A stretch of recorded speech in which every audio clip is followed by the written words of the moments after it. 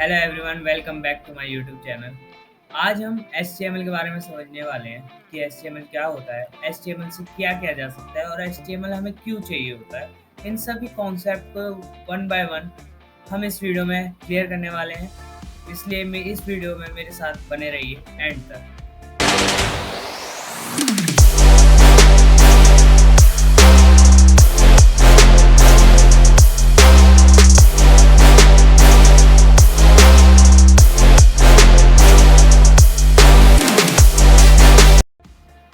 HTML को समझने के लिए सबसे पहले हमें इंटरनेट को समझना होगा कि इंटरनेट क्या होता है, क्योंकि ये जो एचटीएमएल है ये इसी चीज से रिलेटेड है, इसी चीज से जुड़ा पड़ा पूरा।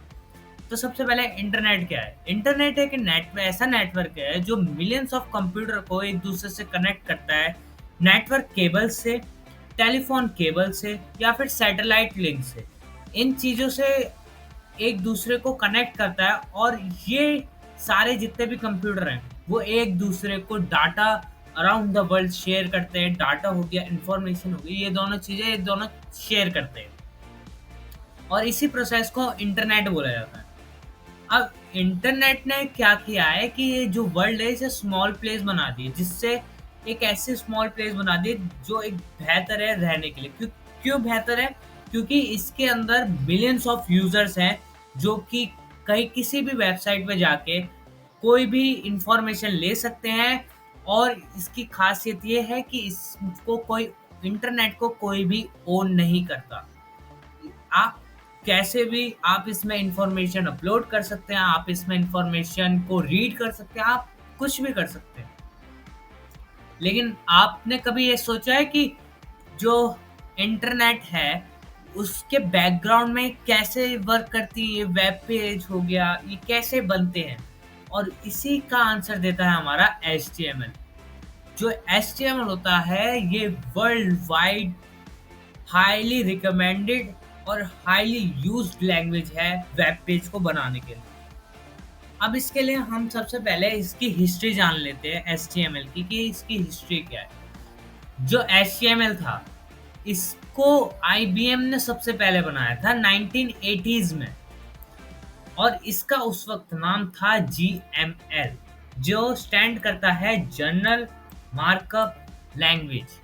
ताकि जीएमएल को बनाने का मेन मकसद ये था ताकि आप डॉक्यूमेंटेशन लैंग्वेज बना सके, जिसके अंदर आपके टाइटल हो, हेडिंग हो, टेक्स्ट हो, फॉन्ट हो, सेक्शन हो और भी बहुत सी चीजें।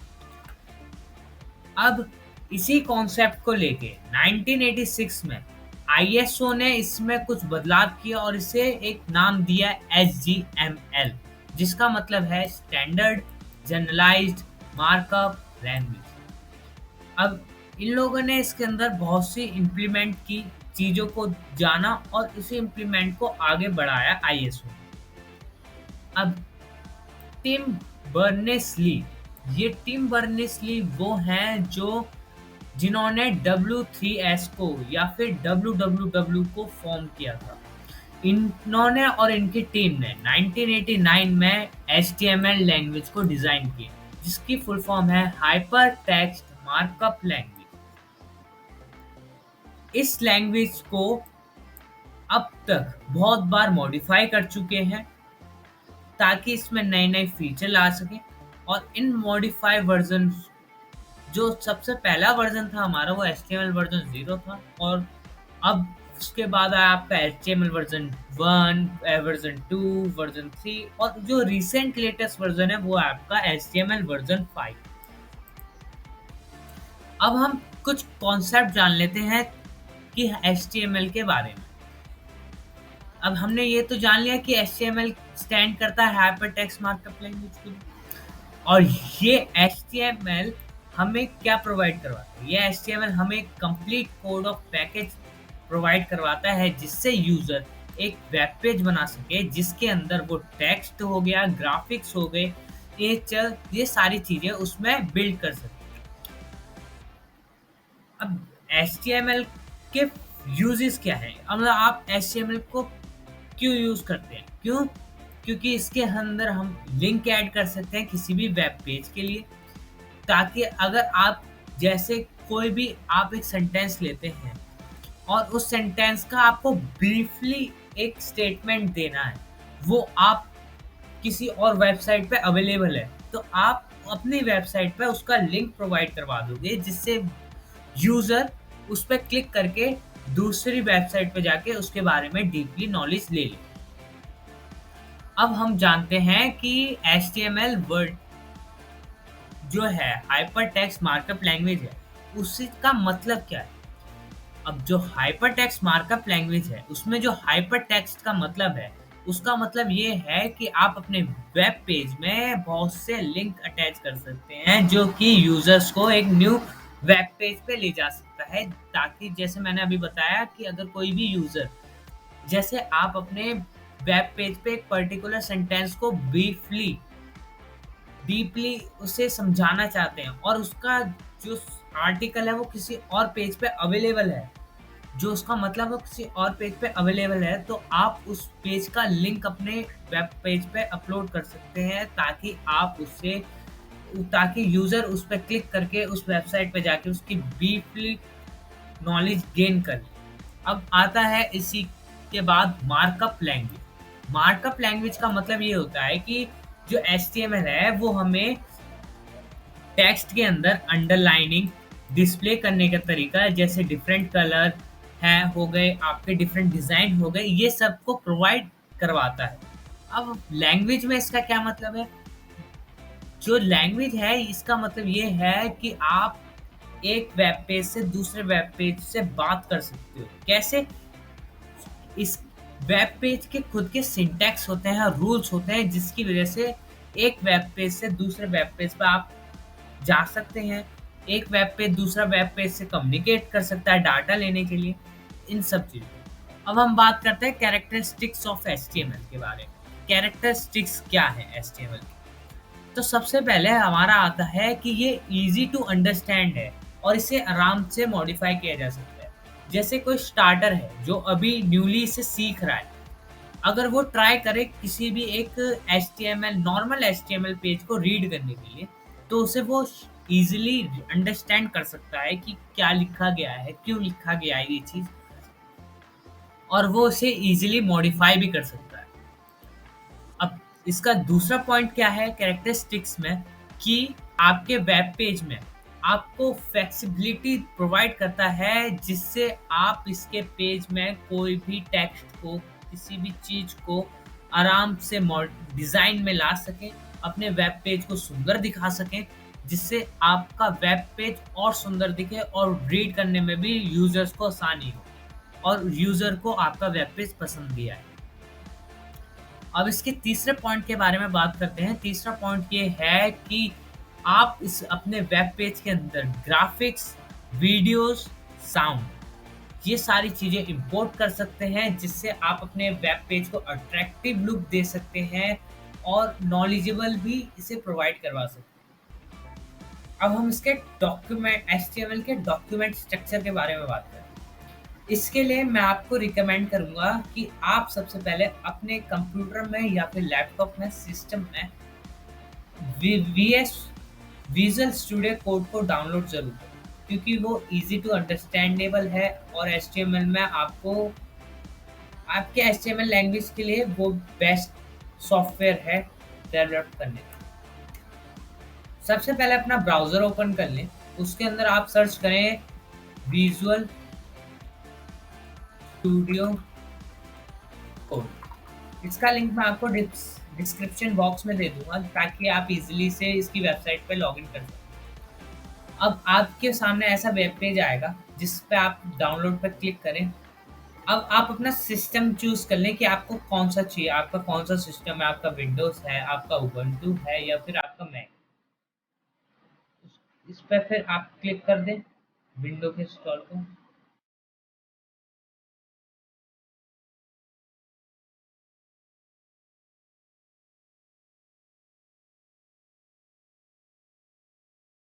ये आपका विजुअल स्टूडियो कोड डाउनलोड हो जाए। जैसे ही आपका विजुअल स्टूडियो कोड इंस्टॉल हो जाए, आप उस पर क्लिक करें। उसके बाद आई एक्स से अच्छी तरह पढ़ लें इसके एग्रीमेंट को। उसके बाद आई एक्सेप्ट द एग्रीमेंट पर क्लिक करके नेक्स्ट करें।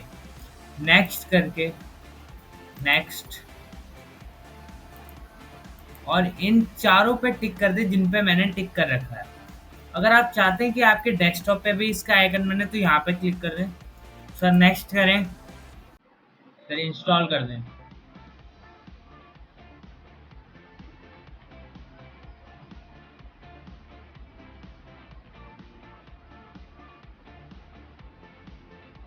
उसके बाद फिनिश पे क्लिक कर दें तो आपका विजुअल स्टूडियो कोड ओपन हो जाएगा। आपको होम स्क्रीन ऐसे दिखेगी। अब आप अपना एक फ़ोल्डर बनाएँ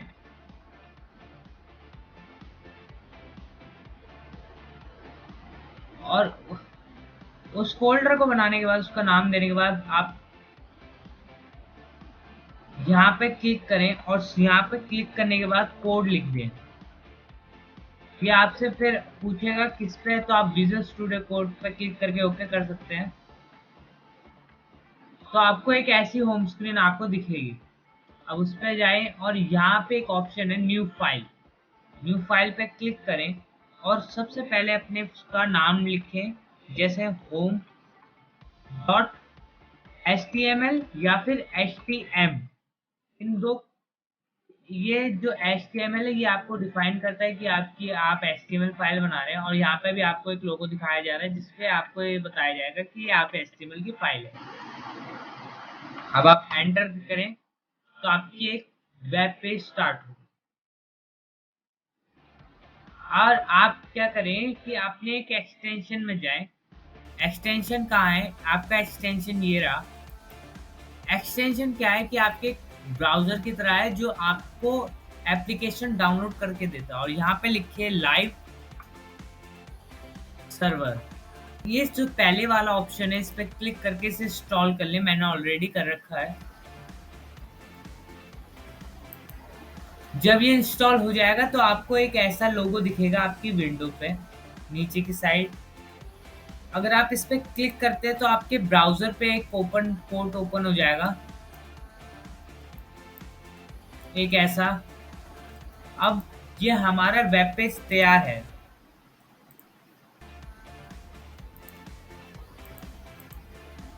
सबसे पहले मैं आपको विजुअल स्टूडियो कोड का एक पूरा एक सर्वे दे देता हूँ कि विजुअल स्टूडियो कोड क्या है, कैसे इसे यूज़ किया जाता है, इसमें जितनी चीज़ें क्या हैं।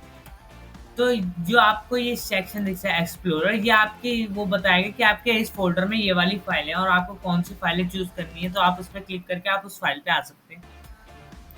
और एक्सटेंशन मैंने आपको बता दी कि एक्सटेंशन पे आप एक तरीके का वेब ब्राउज़र होता है जिस पे आप अपना कोई भी एप्लीकेशन डाउनलोड कर सकते हैं। और अगर आप यहाँ जाएँगे अपनी सेटिंग पे, अगर आपका विज़ुअल स्टूडियो कोड पे आपको कलर चेंज करना है, तो सबसे पहले यहाँ पे आपको बहुत सारे कलर के ऑप्शन दिख जाते हैं, तो आप उस पे कर सकते हैं। एरो बटन से नीचे करें ताकि ये आपको ऑप्शन जो जिस पे आपका ऑप्शन है, जैसे मेरा लाइट पे है तो आपको दिखा देगा कि ये ऐसे दिखेगा, ये वाला ऐसे, ये वाला ऐसे। तो आप जो आपको पसंद आए उस पर क्लिक करके आप आगे, ये उसके लिए होता है।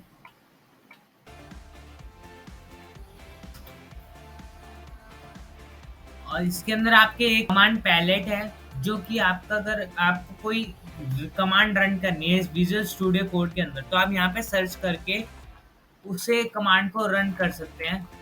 अब हम बात करते हैं इसमें सेटिंग्स क्या है। सेटिंग्स का ऑप्शन है जहाँ पे आप अपने विजुअल स्टूडियो के, इसके अंदर दो तरीके के हैं, यूज़र और वर्क स्पेस।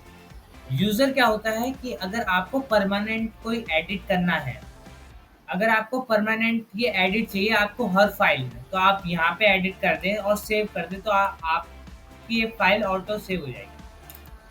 और वर्क स्पेस क्या होता है, जैसे मैं एक होम, मेरा ये वाली फाइल है home dot H T M L, और मैं चाहता हूँ कि ये वाली फाइल पे ही ये सेटिंग अप्लाई हो और किसी फाइल पे ना हो, तो आप वर्क स्पेस पे ये एडिट एडिट करके आपकी सेटिंग सिर्फ इसी फाइल के लिए होगी। अगर आप कोई और फाइल खोलते तो उसके लिए एक नई सेटिंग जो आपकी, तो आपकी आपको डिफ़ॉल्ट सेटिंग मिलेगी।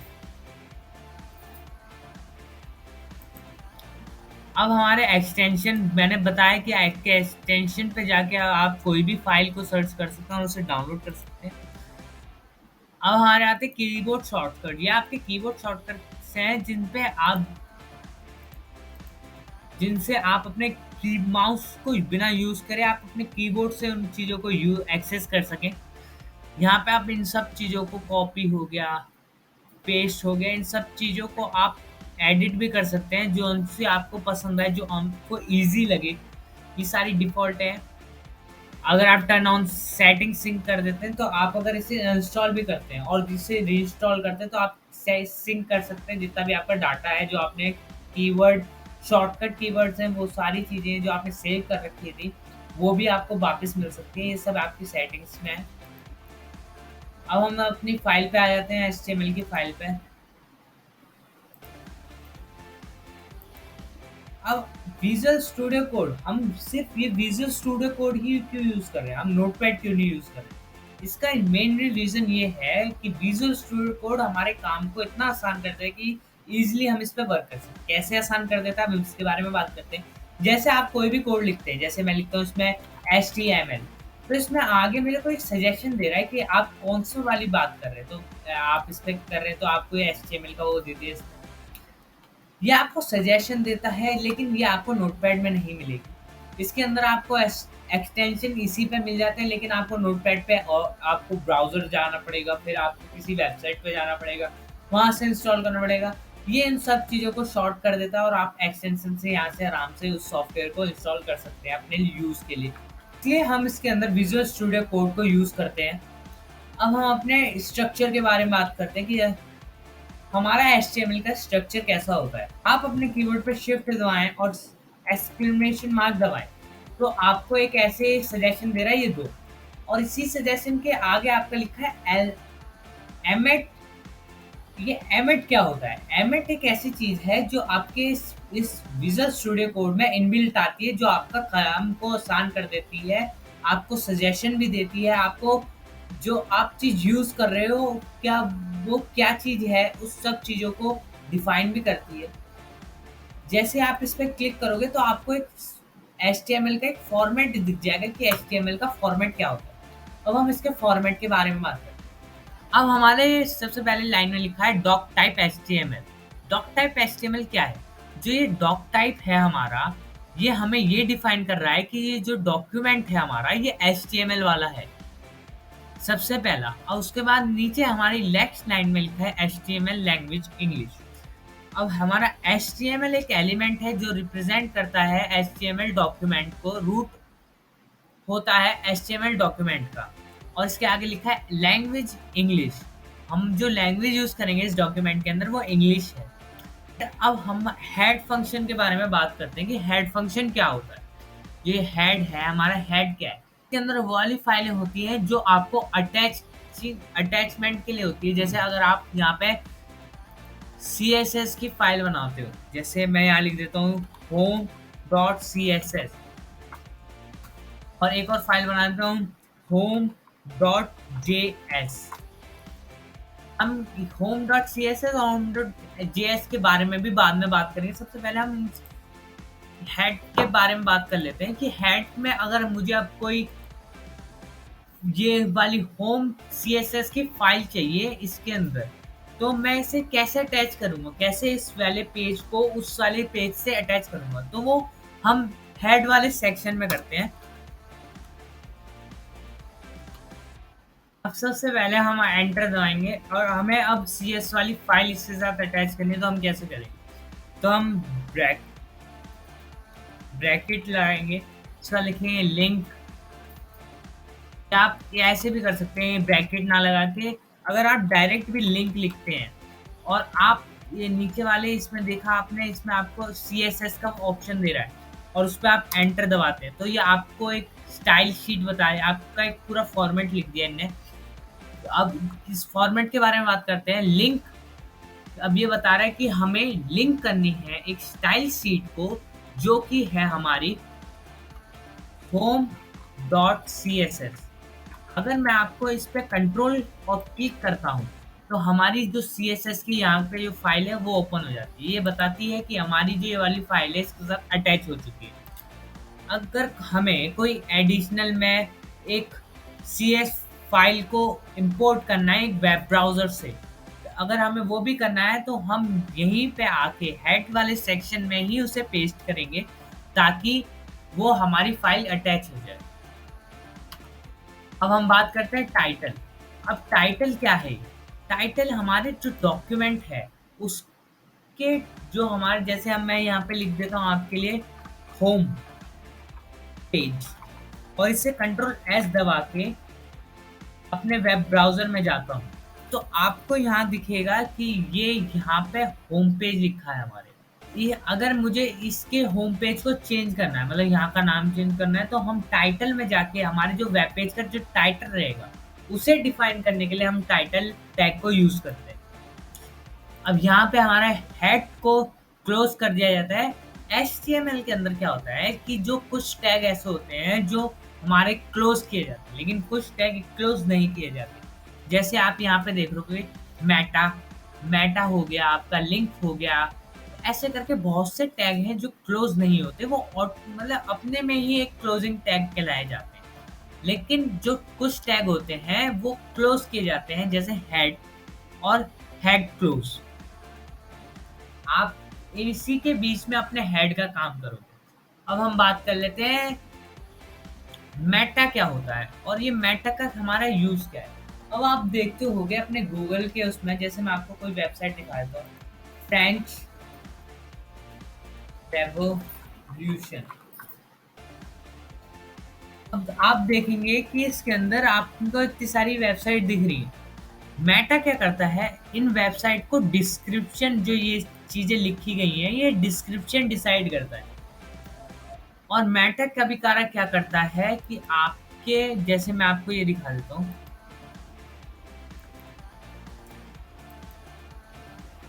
अब आपको यहाँ देख रहे हो कि मेटा के बहुत सारे वो दिख रहे हैं, मेटा मेटा मेटा मेटा।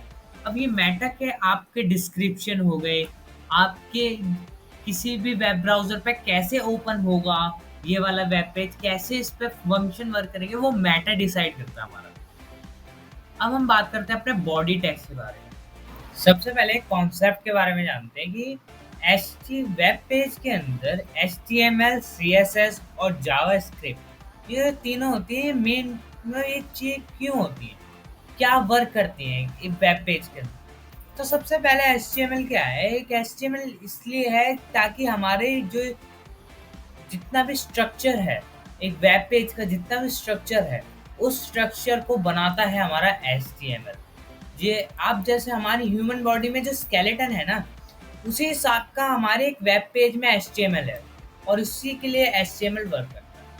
अब हम बात करते हैं कि हमारी इसमें CSS क्या करती है। CSS हमारे वेब पेज को सुंदर बनाती है। जैसे हमारे बॉडी के अंदर ये हमारी मसल्स हैं जो इसे बहुत सुंदर बनाती है, वो CSS करती है। CSS कैसे करती है? CSS पैटर्न देती है, CSS हमें डिज़ाइन देती है, CSS हमें ये अलाउ करती है कि हम पिक्चर लगा सकें, CSS हमें ये अलाउ करती है कि हम अपने टेक्स्ट को कलरफुल कर सकें, CSS हमारे टेक्स्ट को बड़ा, छोटा या फिर मोटा या फिर इटैलिक में, इन सब चीज़ों को डिसाइड करता है हमारा CSS। और जावास्क्रिप्ट एक तरीके का ब्रेन होता है कि कैसे, जैसे ह्यूमन बॉडी में पूरी बॉडी को एक ब्रेन संभालता है, वैसे ही एक पूरे वेब पेज को आपका एक जावास्क्रिप्ट संभालती है। कैसे कि आपकी ये वेबसाइट कहाँ पे क्या, कौन सा बटन क्लिक करेगी, कैसे लॉगिन होगा, कैसे क्या, एक वेब पेज दूसरे वेब पेज से अटैच होगा, ये सारा काम आपका जावास्क्रिप्ट करती है। अब हम इसके अंदर बॉडी के बारे में जानते हैं। अब हमें, अभी हमने ये पढ़ा कि CSS, HTML, जावास्क्रिप्ट, ये वाला कॉन्सेप्ट क्या क्या क्यों होता है। अब हम, जो हमारा HTML है उसके अंदर जो बॉडी पार्ट है, जो बॉडी है वो क्यों है हमारे इसके अंदर, जो जितना भी, जैसे मैं अगर यहाँ पे लिख देता हूँ, हाय माय नेम इज स्पर्श शर्मा, और मैं इसे सेव करता हूँ, तो हमारे वेब पेज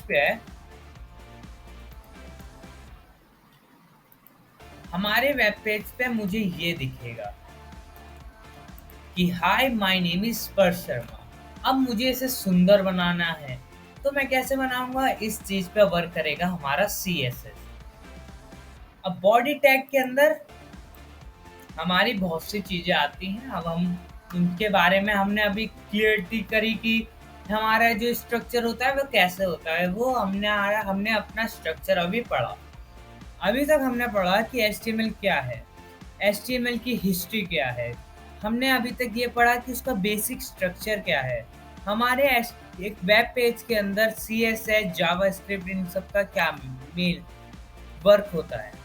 अब हम अपनी अगली वीडियो में बॉडी टैग के अंदर कौन कौन से टैग ऐसे होते हैं जो वर्क करते हैं और अपने वेब पेज में एक पैराग्राफ या फिर एक टेक्स्ट या फिर एक इमेज या फिर एक वीडियो को डाले जाते हैं या बनाए जाते हैं, इन सब चीज़ों के कॉन्सेप्ट के बारे में क्लियरिटी जानेंगे। Thank you for watching my video. If you like my video then click on like button. If you want more video like this, then subscribe my channel and make sure to follow my Instagram account for amazing tips and tricks about tech and computer. And I will see you in the next video. Take care. Bye bye. Try to stop me now.